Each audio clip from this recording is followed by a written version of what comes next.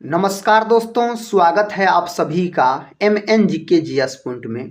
आप सभी दोस्त लोग कैसे हैं? हम उम्मीद करते हैं कि बहुत अच्छे होंगे।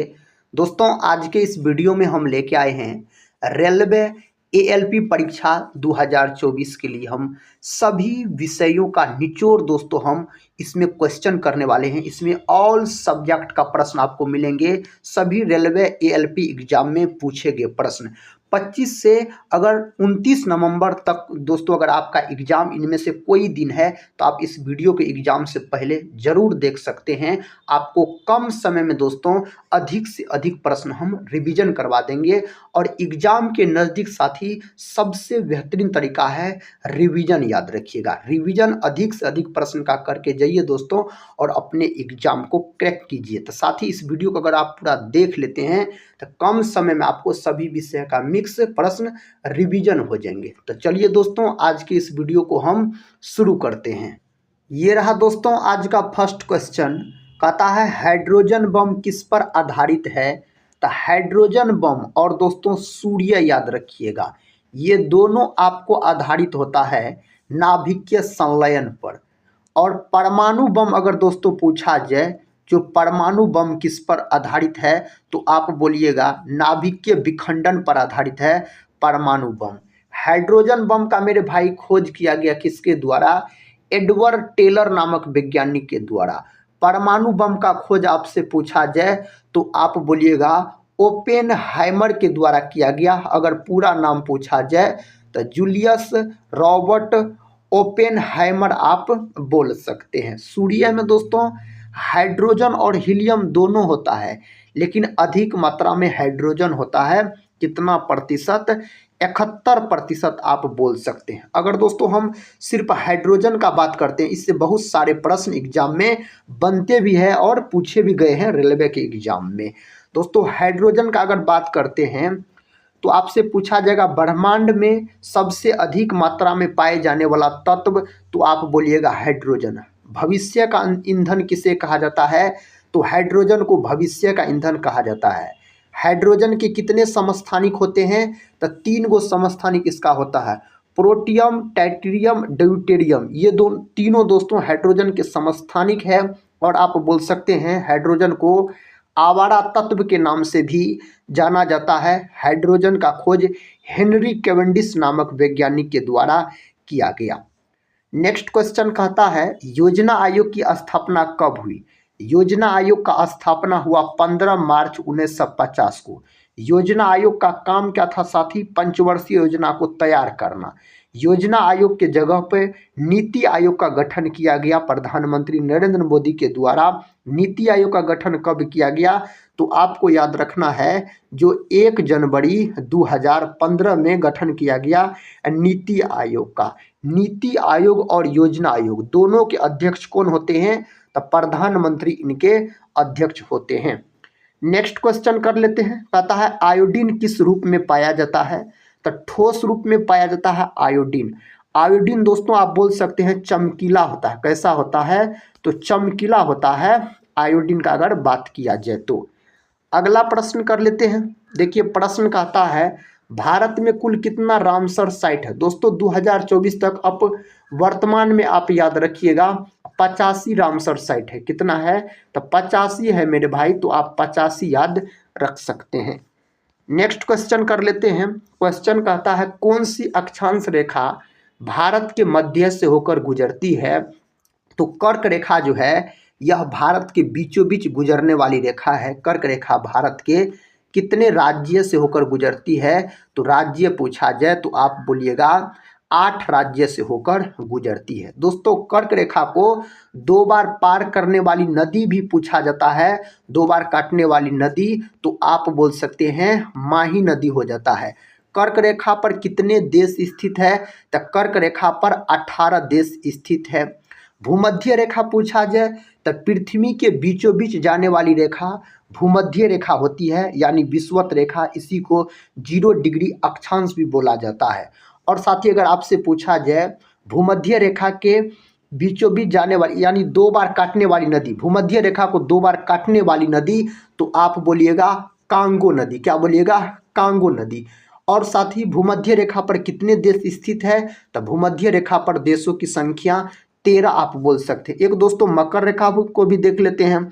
ऑस्ट्रेलिया देश के बीचों बीच जाने वाली रेखा मकर रेखा होता है। मकर रेखा को 2 बार पार करने वाली नदी पूछा जाए तो लिम्पोपो नदी आप बोलिएगा। मकर रेखा पर कितने देश स्थित है? तो मकर रेखा पर साथी 11 देश स्थित है। सभी बात को आप बहुत जबरदस्त तरीके से याद रखिएगा, ये सब प्रश्न एग्जाम में पूछे गए हैं। प्रश्न का आता है बैरोमीटर की रीडिंग में अचानक गिरावट का तात्पर्य क्या होता है? तो तूफान होता है दोस्तों। बैरोमीटर में रीडिंग में अचानक गिरावट होने से इसका तात्पर्य क्या होता है? तो तूफान होता है, याद रखिएगा। अगले प्रश्न की ओर बढ़ते हैं। प्रश्न कहता है भारतीय महिला क्रिकेट टीम ने 19वें एशियाई खेलों में कौन सा पदक जीता था? तो साथ ही स्वर्ण पदक आप बोल सकते हैं। सारण सिंचाई नहर निकलती है, गंडक से सारण सिंचाई नहर निकलती है। दोस्तों अगर इस वीडियो को आप पूरा देख लेते हैं तो कम समय में आपको अधिक से अधिक प्रश्न का रिवीजन भी हो जाएगा और सारे प्रश्न दोस्तों एग्जाम में पूछे गए हैं और सभी विषय के मिक्स है। एग्जाम के अंत समय में दोस्तों बेहतरीन माना जाता है रिवीजन को। तो आप लोग इस वीडियो को पूरा जरूर देखिए और बहुत सारे प्रश्न साथी आप रिवीजन कर लीजिए। नेक्स्ट क्वेश्चन कहता है कथकली किस राज्य की शास्त्रीय नृत्य है? तो कथकली है दोस्तों केरल का। कथकली पूछा जाए आपसे और अगर पूछा जाए मोहिनी अट्टम पूछा जाए और कथकली पूछा जाए तो दोनों आप केरल बोलिएगा। भरतनाट्यम दोस्तों कहाँ का है? भरतनाट्यम है आपको तमिलनाडु का। सबसे प्राचीन शास्त्रीय नृत्य पूछा जाए तो भरतनाट्यम आप बोल सकते हैं। कुचिपुड़ी अगर मेरे भाई आपसे पूछा जाए जो कुचिपुड़ी किस राज्य का शास्त्रीय नृत्य है? तो यह आंध्र प्रदेश का है। भाषा के आधार पर सबसे पहला बनने वाला राज्य आंध्र प्रदेश हो जाता है। आंध्र प्रदेश का गठन भाषा के आधार पर कब हुआ था? तो 1 अक्टूबर 1953 को हुआ था, याद रख सकते हैं आप। ओडिसी पूछा जाए किस राज्य का शास्त्रीय नृत्य है? तो ओडिशा का बोलिएगा। मणिपुरी पूछा जाए तो मणिपुर का दोस्तों बोलिएगा। कथक पूछा जाए तो उत्तरी भारत यानी उत्तर प्रदेश का आप बोल सकते हैं। नेक्स्ट क्वेश्चन कहता है प्रत्यावर्ती धारा यानी एसी को दृष्ट धारा यानी डीसी में बदलने के लिए किसका प्रयोग किया जाता है? तो रेक्टिफायर का प्रयोग किया जाता है। एसी का फुल फॉर्म दोस्तों क्या होता है? पूर्ण रूप तो आप बोल सकते हैं अल्टरनेटिंग करंट और डीसी का पूर्ण रूप पूछा जाए तो डायरेक्ट करंट आप बोल सकते हैं। ये सब प्रश्न पूछा गया प्रश्न है। अगला प्रश्न देखिए कहता है तुर्की देश का नया नाम क्या है? तो तुर्की बोल सकते हैं। तुर्की देश का नया नाम है। अगर आपसे पूछा जाए जो यूरोप का मरीज किसको कहा जाता है? यूरोप का मरीज तो आप तुर्की को बोलिएगा यूरोप का मरीज कहा जाता है। सर्वप्रथम किसने चांदी के सिक्के चलाए? चंद्रगुप्त विक्रमादित्य ने दोस्तों सर्वप्रथम चांदी के सिक्के चलाए। इसी के दरबार में रहते थे आप बोलिएगा कालिदास। कालिदास को दोस्तों भारत का शेक्सपियर कहा जाता है। कालिदास को आप बोल सकते हैं। अगला प्रश्न कहता है हेलोजनों में सर्वाधिक अभिक्रियाशील है? तो फ्लोरीन होता है हेलोजनों में सर्वाधिक अभिक्रियाशील। दांतों को दोस्तों सबसे अधिक क्षति किससे पहुंचता है? तो दांतों को सबसे अधिक क्षति जो पहुंचता है फ्लोरीन के कारण पहुंचता है। नेक्स्ट क्वेश्चन देखिए।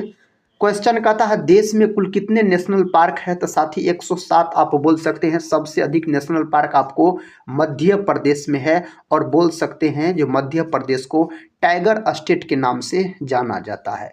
दूर संचार के लिए प्रयुक्त तरंगे हैं तो उस तरंग का नाम है माइक्रोवेव। क्या नाम है? माइक्रोवेव बोल सकते हैं। कथा सम्राट किसे कहा जाता है? प्रेमचंद को कथा सम्राट के नाम से जाना जाता है। अगर आपसे पूछा जाए जो कलम का सिपाही किसको कहा जाता है? तो कलम का सिपाही भी बोला जाता है और प्रेमचंद को। और कलम का जादूगर पूछा जाए किसे कहा जाता है? तो राम वृक्ष बेनीपुरी को बोलिएगा कलम का जादूगर कहा जाता है। नेक्स्ट क्वेश्चन है भारत किस गोलार्ध में स्थित है? तो उत्तरी और पूर्वी गोलार्ध में भारत स्थित है। दंत कथाओं के संग्रह पंचतंत्र की रचना किसने की थी? तो विष्णु शर्मा के द्वारा इसका रचना किया गया। पंचतंत्र के लेखक कौन है दोस्तों? तो विष्णु शर्मा है, आप बोल सकते हैं। अगला प्रश्न कर लेते हैं। प्रश्न कहता है डॉल्फिन किक शब्द किस खेल से संबंधित है? तैराकी से संबंधित है। भारत की उत्तर से दक्षिण तक की लंबाई कितनी है? तो 3214 किमी है भारत की उत्तर से दक्षिण तक की अगर लंबाई पूछा जाए तो। यहाँ पर दोस्तों होना चाहिए D2O, याद रखिएगा। कहता है D2O क्या है? तो D2O भारी जल है। D2O क्या है? तो भारी जल है, याद रखिएगा। भारी जल का अनुसूत्र पूछा जाए तो D2O बोलिएगा। भारी जल का खोज किसके द्वारा किया गया? यूरे नामक वैज्ञानिक ने इसका खोज किया था। अगला प्रश्न है कंबाला उत्सव कहाँ मनाया जाता है? तो कर्नाटक में यह उत्सव मनाया जाता है।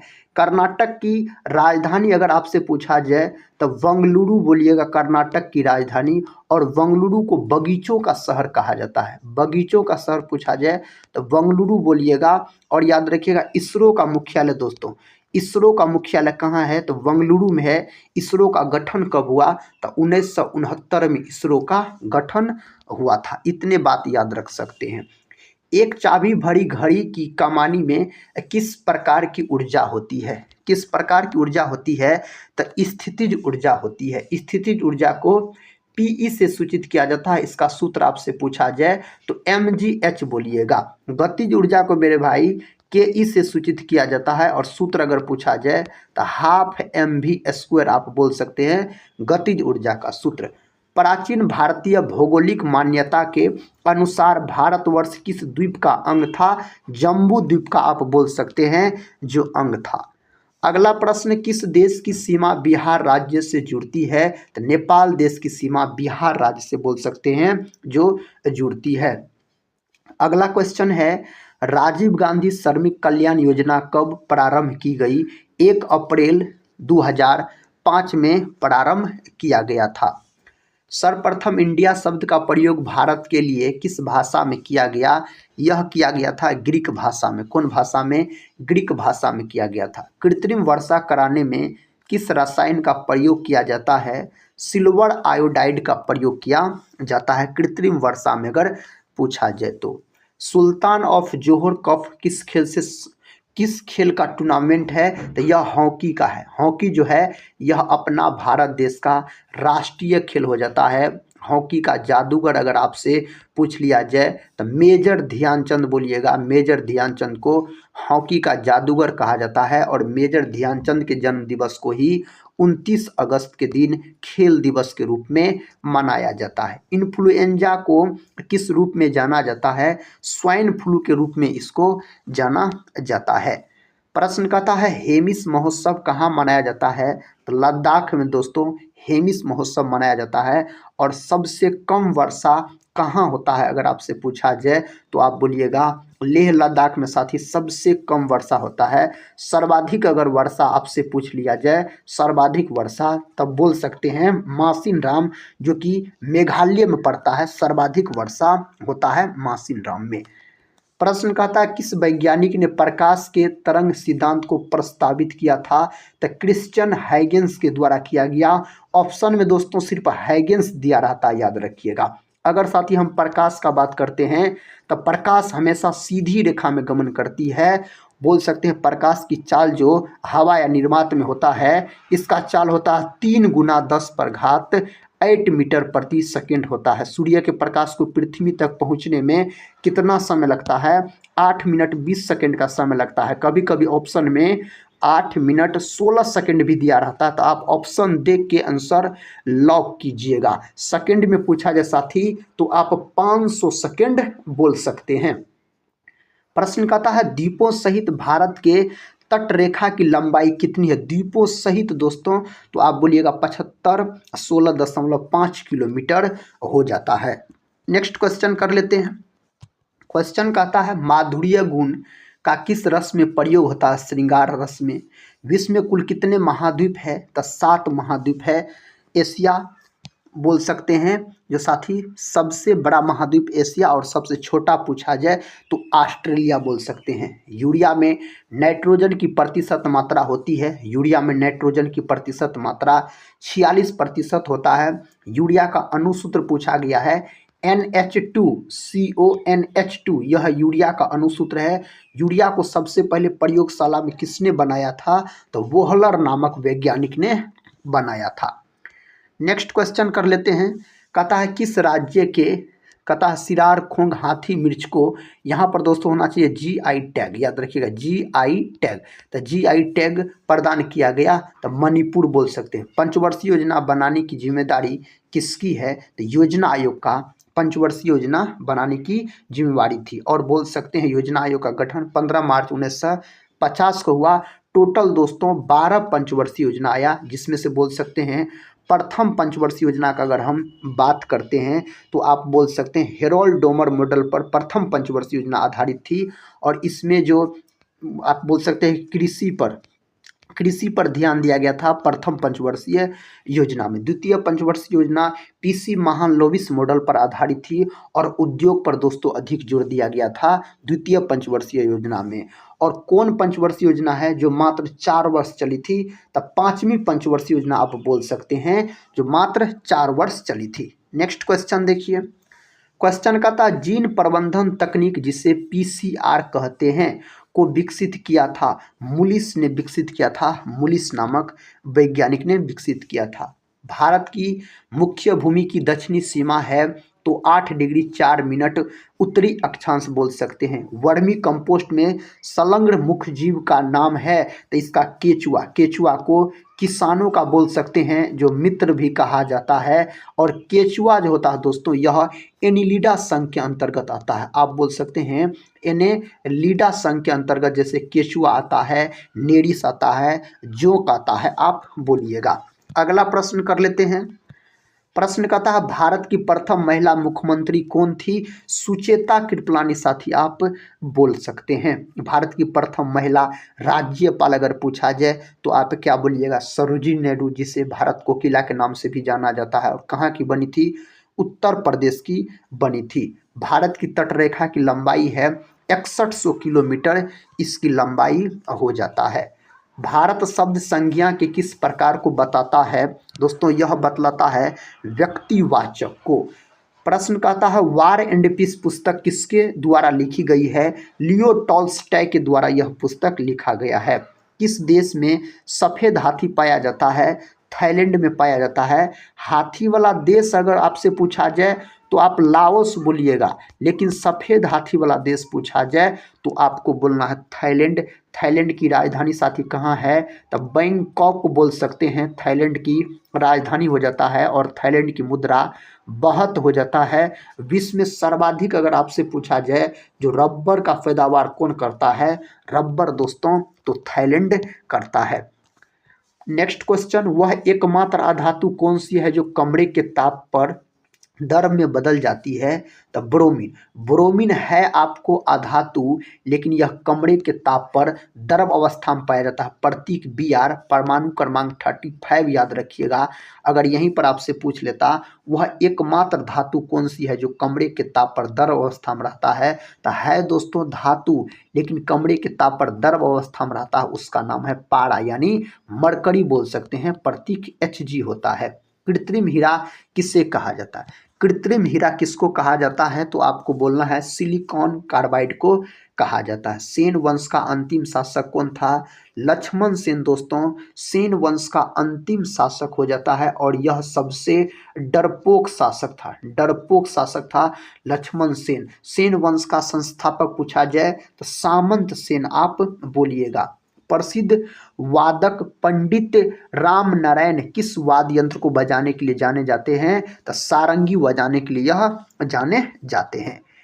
अगला प्रश्न कहता है मनुष्यों में हिचकी आमतौर पर कौन सी शिफ्टिंग के कारण होती है?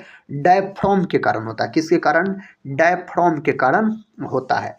भारत और पाकिस्तान के बीच अंतर्राष्ट्रीय सीमा कहता है किसके द्वारा सीमांकित की गई है? रेड क्लिफ लाइन के द्वारा किया गया। भारत और पाकिस्तान पूछा जाए तो यही अगर दोस्तों आपसे पूछा जाता जो भारत और चीन पूछा जाता तो आप मैकमोहन रेखा बोलते। क्या बोलते? मैकमोहन रेखा बोलते। अगर पाकिस्तान और अफगानिस्तान पूछा जाए तो आप डुरंड रेखा बोलिएगा। भारत अफगानिस्तान भी पूछ लिया जाए तो डुरंडे रेखा आपको बोलना है। हिंदी वर्णमाला में मूल स्वर्ण कितने हैं? तो 4 होते हैं। अगला प्रश्न देखिए, प्रश्न कहता है भारत की सबसे लंबी सहायक नदी कौन सी है? तो यमुना है साथी। सबसे लंबी सहायक नदी पूछा जाए तो यमुना हो जाता है। यमुना नदी के किनारे बसा हुआ शहर याद रख लीजिएगा आप, जैसे दिल्ली, दिल्ली यमुना नदी के किनारे है। अगर आपसे पूछा जाए मथुरा, मथुरा भी बोलिएगा यमुना नदी के किनारे है। आगरा पूछा जाए दोस्तों तो आगरा भी बोलिएगा आप, मथुरा नदी के किनारे स्थित है। अगला प्रश्न, प्रश्न कहता है किस तारीख को गांधी जी ने दांडी यात्रा शुरू की थी? तो दांडी यात्रा जो शुरू किया गया था, कब शुरू किया गया था? साबरमती आश्रम से 12 मार्च 1930 को दोस्तों यह शुरू किया था। और बोल सकते हैं कब समाप्त हुआ दांडी यात्रा? तो यह समाप्त हुआ आपको 6 अप्रैल 1930 में, और 6 अप्रैल 1930 में साथी शुरू हुआ सविनय अवज्ञा आंदोलन। बोमेन संपुट किस तंत्र का भाग है? यह उत्सर्जन तंत्र का भाग होता है। बोमेन संपुट का अगर बात करते हैं तो यह प्याले जैसी रचना होती है बोमेन संपुट। कहता भारतीय भूमि का सर्वाधिक उत्तरी भाग इंदिराकोल, आप बोल सकते हैं इसका उत्तर इंदिराकोल हो जाएगा। रसायन उद्योग में कौन मूल रसायन माना जाता है? H2SO4, जिसको सल्फ्यूरिक अम्ल कहा जाता है। यह भी प्रश्न दोस्तों आपके रेलवे एग्जाम में पूछा गया है। सल्फ्यूरिक अम्ल का अणुसूत्र क्या है? तो H2SO4। रक्त में आरबीसी के बढ़ने से कौन सी स्थिति बन जाती है? तो पॉलीसाइथेमिया नामक स्थिति बन जाती है। आरबीसी का बात कर लेते हैं, इसको लाल रक्त कोशिका बोला जाता है, रेड ब्लड कार्पल्स। इसका जीवन काल अगर साथी पूछा जाए तो 120 दिन बोल सकते हैं इसका जीवन काल होता है। और लाल रक्त कोशिका का निर्माण होता है कहाँ? लाल अस्थि मज्जा में। लाल रक्त कोशिका का कब्रिस्तान किसको कहा जाता है? तो आप बोल सकते हैं पलीहा या तिल्ली को। पलीहा तिल्ली को आप बोल सकते हैं रक्त बैंक भी कहा जाता है, ब्लड बैंक कहा जाता है, पलीहा या तिल्ली को बोल सकते हैं। और आरबीसी का अन्य नाम पूछा जाए तो इरिथ्रोसाइट्स होता है इसका अन्य नाम। 69वें राष्ट्रीय फिल्म पुरस्कार में सर्वश्रेष्ठ अभिनेता का पुरस्कार किसने जीता? अल्लू अर्जुन ने दोस्तों जीता 69वें राष्ट्रीय फिल्म पुरस्कार में। खेलो इंडिया का मुख्यालय कहाँ है? नई दिल्ली में इसका मुख्यालय हो जाता है। डंकन पास किसके बीच स्थित है? दक्षिणी अंडमान एवं छोटा अंडमान के बीच स्थित है। चंद्रयान मिशन 3 को कब लॉन्च किया गया? 14 जुलाई 2023 में इसको लॉन्च किया गया था। भारतीय अर्थव्यवस्था को किस रूप में व्यक्त किया जा सकता है? तो आप बोल सकते हैं मिश्रित अर्थव्यवस्था। अपना भारत देश का अर्थव्यवस्था मिश्रित अर्थव्यवस्था है। कुंवर सिंह जगदीशपुर में कब प्रविष्ट हुए? 22 अप्रैल 1858 ईस्वी में प्रविष्ट हुए। 1857 की क्रांति का नेतृत्व बिहार से किसने किया था? बाबू वीर कुंवर सिंह के द्वारा ही किया गया था। मधुमक्खी में पाए जाने वाला अम्ल है फॉर्मिक अम्ल, पाया जाता है मधुमक्खी में। और बोल सकते मधुमक्खी पालन क्या कहलाता है? एपी कल्चर कहलाता है साथी, एपी कल्चर याद रखिएगा। प्रशासनिक सुविधा के लिए उत्तर प्रदेश राज्य में कितने मंडल मौजूद है? 18 बोल सकते। द्वीप एक द्वीप है, गुजरात के तट पर स्थित है। नेक्स्ट क्वेश्चन, क्वेश्चन कहता है श्रीलंका को भारत से पृथक करती है पाक जल संधि। श्रीलंका को भारत से पृथक करती है। भारत में राष्ट्रीय खेल दिवस किस तिथि को मनाया जाता है? तो 29 अगस्त के दिन मेजर ध्यानचंद के जन्म दिवस के दिन मनाया जाता है। सौंदर्य विटामिन किससे कहा जाता है? विटामिन ई को। विटामिन ई का रासायनिक नाम पूछा जाए तो आप बोलिएगा टोकोफेरॉल बोल सकते हैं। टोकोफेरॉल इसका रासायनिक नाम होता है। विटामिन ई का इसे सौंदर्य का विटामिन भी कहा जाता है। कहता है बाहरी कक्षा में उपस्थित इलेक्ट्रॉन कहलाते हैं संयोजी इलेक्ट्रॉन कहलाते हैं। क्या कहलाते हैं? संयोजी इलेक्ट्रॉन कहलाते हैं। भारत तथा चीन के बीच की सीमा बनाने वाली रेखा मैकमोहन रेखा है। राष्ट्रीय विकास परिषद का गठन कब किया गया? तो आप बोल सकते हैं दोस्तों 6 अगस्त। कब साथी? तो 6 अगस्त 1952 में राष्ट्रीय विकास परिषद का गठन किया गया। और बोल सकते हैं इसका अध्यक्ष कौन होता है? प्रधानमंत्री इसका अध्यक्ष होता है। आप बोल सकते हैं प्रधानमंत्री इसका अध्यक्ष होता है। सुपर कंप्यूटर के लिए शब्द लंबाई की परास होती है 64 बीट तक होता है। आयोडोफॉर्म का प्रयोग किस रूप में किया जाता है? पूर्तिरोधी के रूप में इसका प्रयोग किया जाता है। नेक्स्ट क्वेश्चन है रोंगाली या बोहाग बिहू नामक त्योहार किस राज्य का प्रसिद्ध त्योहार है? असम का है। कहता है नंद वंश का अंतिम शासक कौन था? घनानंद हो जाता है नंद वंश का अंतिम शासक। प्रश्न का था द्वीप स्थित है खंभात की खाड़ी में। 37वें राष्ट्रीय खेल का आयोजन किस राज्य में किया गया? गोवा में किया गया था। बोलिएगा, गोवा की राजधानी पणजी हो जाता है। और दोस्तों, गोवा किस नदी के किनारे स्थित है? मांडवी नदी के तट पर स्थित है। बिहार का पहला रामसर स्थल कौन सा है? कांवड़ झील दोस्तों, जो कि बेगूसराय जिला में है। अगला प्रश्न है 12वीं पंचवर्षीय योजना की अवधि 2012 से 17 हो जाता है। आप बोल सकते हैं 11वीं पंचवर्षीय योजना की अवधि पूछा जाए तो 2007 से 12 हो जाता है 11वीं पंचवर्षीय योजना की अवधि। मगधी शब्द है तो तद्भव बोल सकते हैं। अगला प्रश्न है कथा भारतीय सुपर कंप्यूटर का नाम परम बोल सकते हैं। वैष्णो देवी मंदिर कहाँ है? जम्मू कश्मीर में वैष्णो देवी मंदिर है। प्रकाश की तीव्रता किस यंत्र द्वारा मापा जाता है? लुइसीमीटर द्वारा। हिंदी वर्णमाला में स्वरों की संख्या 11 आप बोल सकते हैं। अगला प्रश्न है कोप का विलोम शब्द है कृपा डैश ध्वनि वार्तालापों को इंटरनेट पर यात्रा करने की अनुमति देता है। ईमेल बोल सकते हैं, सही उत्तर हो जाएगा। एक्सेल में कैंसिल बटन कहाँ पर स्थित होता है? फार्मूला बार में स्थित होता है। बिहार पंचायत समिति और जिला परिषद अधिनियम कब पारित किया गया था? 1961 में यह पारित किया गया था। 1961 में बोलिएगा। विद्युत उत्पन्न करने के लिए कौन सी धातु का उपयोग होता है? यूरेनियम का उपयोग होता है। यूरेनियम का पिंच ब्लेंड दोस्तों इसका प्रमुख अयस्क होता है यूरेनियम का प्रतीक यू, परमाणु क्रमांक 92 बोल सकते हैं।